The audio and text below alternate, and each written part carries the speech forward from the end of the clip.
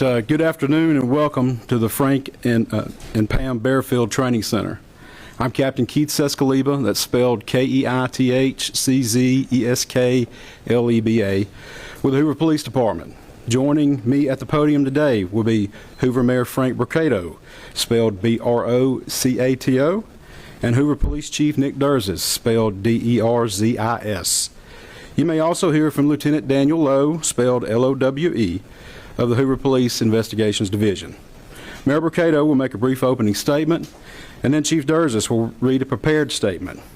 After Chief's statement is complete, there will be an opportunity to ask a few questions regarding this investigation. Keep in mind that this is still an ongoing investigation, so there may be some questions that we cannot answer. With that, I will turn it over to Mayor Brocato.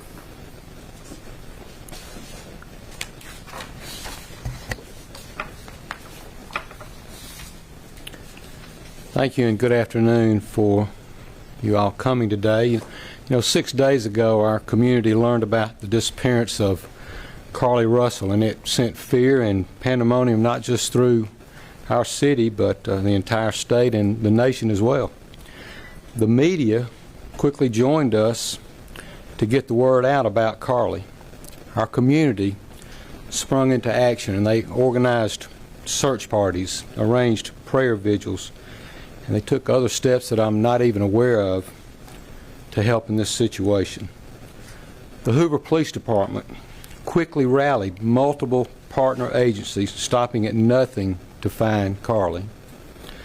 I'd like to take this time to say thank you first to the Hoover Police Department, our partner agencies, our wonderful community, and to all those that aided in some way in connection with this situation. As the days have gone on and more information has been shared, we know everyone has questions. The Hoover Police Department is known for being very methodical and thorough with their investigations. For that reason, we did not feel comfortable speaking in detail publicly until now. It is important that we share this information now so that our community can be put at ease. So at this time, I'll turn the microphone over to Hoover Police Chief Nick Derzis. Thank you. Thank you, Mayor. Thank everyone for being here today. Besides me stands the team who played a significant role in this investigation. I want to thank our department, members of surrounding local law enforcement agencies, the FBI, Secret Service, United States Marshals, and ALEA for their assistance in this case.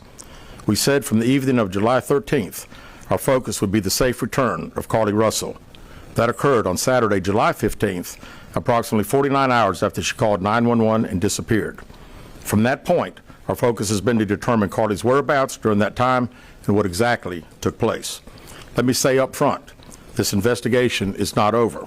We're still working this case, and we'll be working this case until we uncover every piece of evidence that helps us account for the 49 hours that Carlee Russell was missing. However, through the public interest, and in some cases, public fear that this story has generated, we owe it to our citizens to tell them the facts that we have uncovered. So I will give you the facts that we know today. On July 13th, at approximately 8:20 p.m., Carlee left work from a business at the Summit. Surveillance video from her place of employment shows Carlee concealed a dark-colored bathrobe, a roll of toilet paper, and other items belonging to the business prior to her departure. She ordered food from Tzatziki's at the Colonnade and traveled there. She then traveled to Target on 280, where she purchased some granola bars and Cheez-Its. From there, she remained in the parking lot at that shopping center until 9:21 p.m. when she drove to I-459. Carlee communicated on her cell phone with individuals known to her while on her path of travel up to the point of calling 911 at 9:34 p.m. And at this time, we will play the 911 call in its entirety.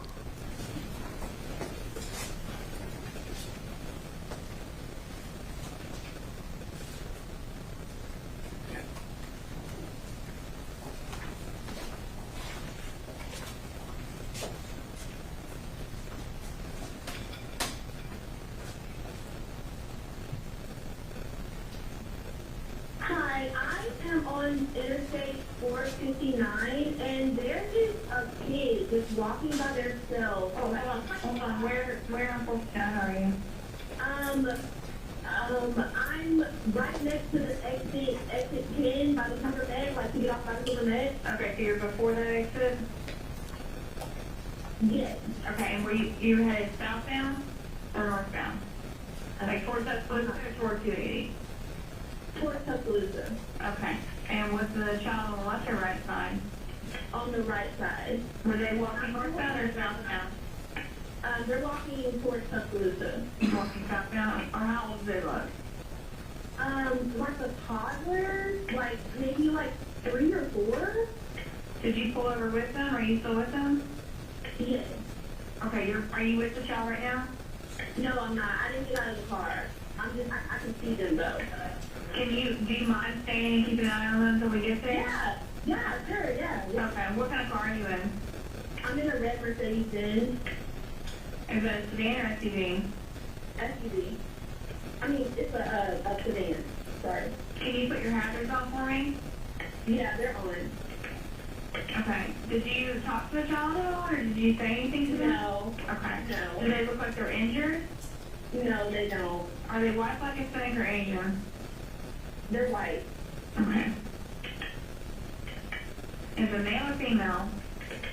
I think it's a boy, a little boy. White male? Okay. So is he wearing clothes? Yes. Okay. What is he wearing? It's a white t-shirt, and it doesn't look like he has any pants on. It looks like a diaper. And you don't see any cars anywhere? No, no cars anywhere.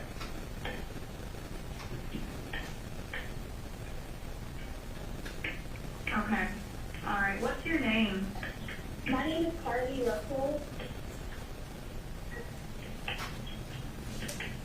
And you don't see any injuries on the child from where you're at, correct? No, but I can't really see them that good. Okay, try to keep an eye on them for the best that you can, because I don't want you to lose track of them. Okay. All right, and do they have shoes on? No. Shoes? Not that I can see. I can't really see that. Look. Okay. All right, I've got them on the way, okay? Just try to keep an eye on them, but the officers are on the way, okay? Okay, thanks. Thank you. Okay, bye. Carlee called a relative after speaking with the 911 operator. She went missing during that conversation sometime after 9:36 p.m.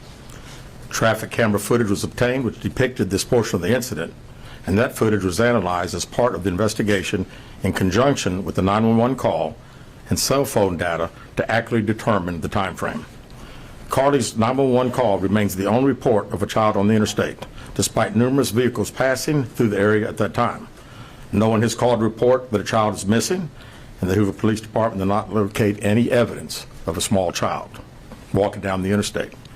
Data from Carlee's phone, including her Life 360 app, shows that she traveled approximately 600 yards in her vehicle while she was on the phone with 911, stating that she was following a child.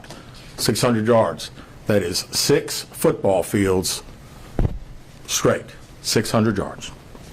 The Hoover 911 Center received a second call from Carlee's mother stating that a relative was on the phone with her when they heard Carlee scream, and then they had an open phone line.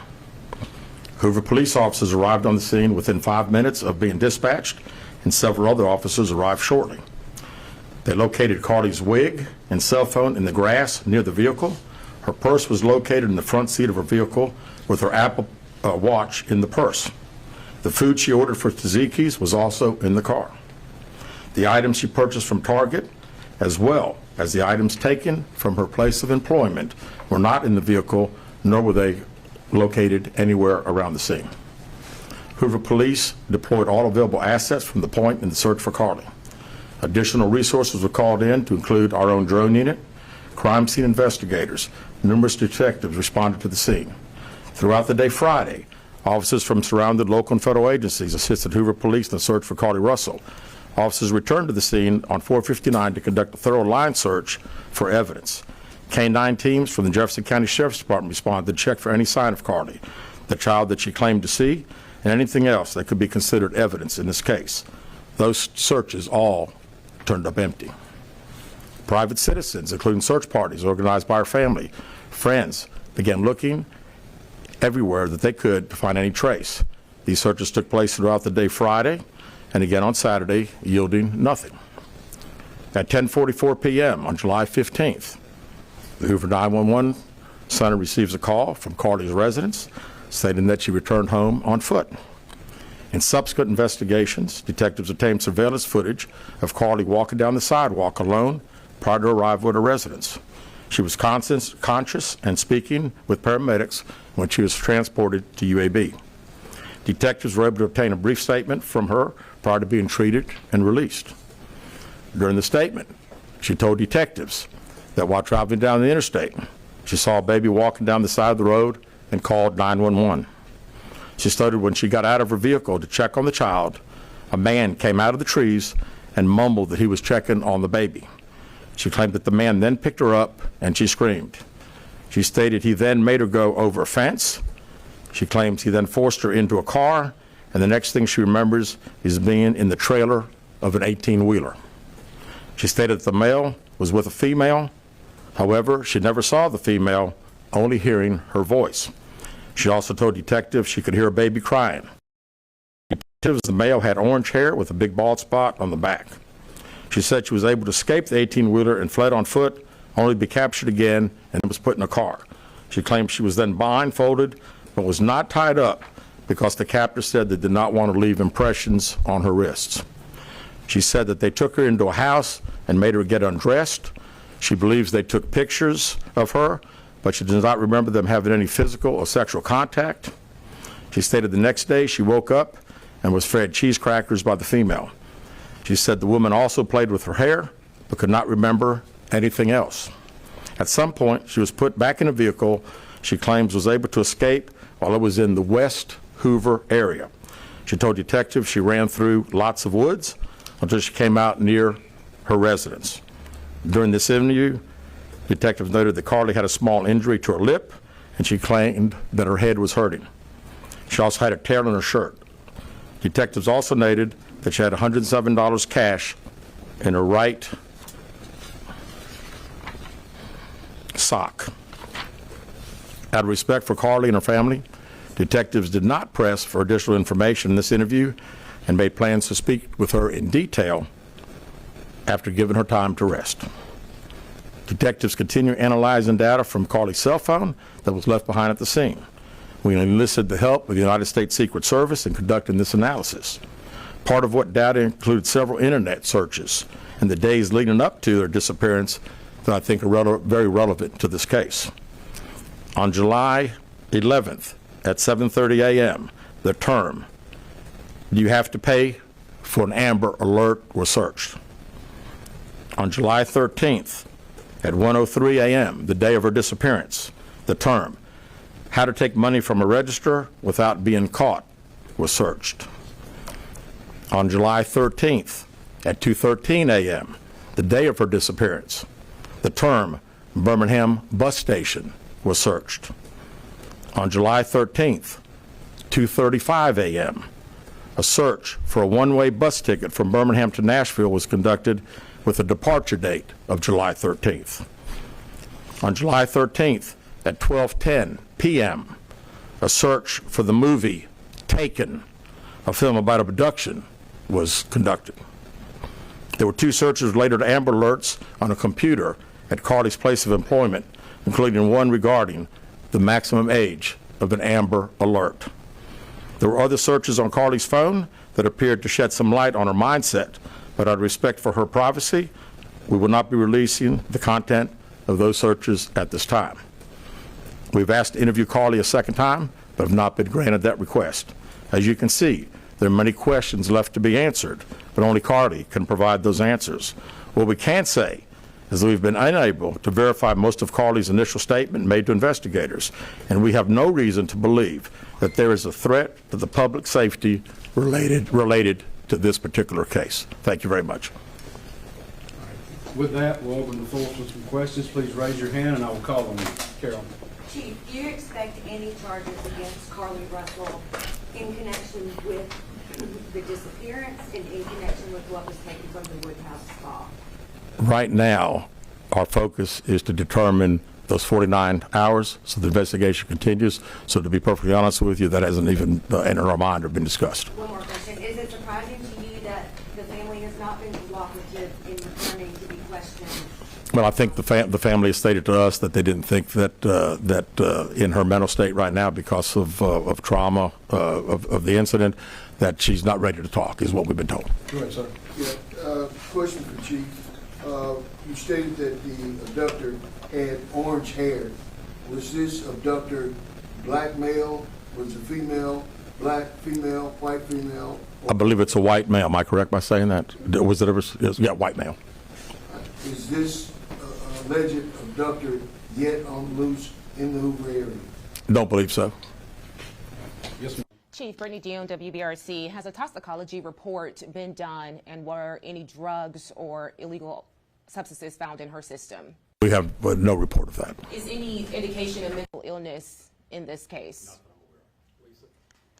There's been a concern in the community that if this turned out not to be a true story, that the next time a young woman of color was missing, that it might not be taken seriously. How would you respond to that? I'd respond to say that we investigate every crime to the fullest, just like we have this one. Was she traveling with anyone? Excuse me. Was she traveling with anyone since the time she disappeared, to your knowledge? And not to my knowledge. Chief, I know you said you weren't able to verify a lot of aspects of the story. Where do you think she went, and how would you characterize what happened to her? You know, that's the $100 question.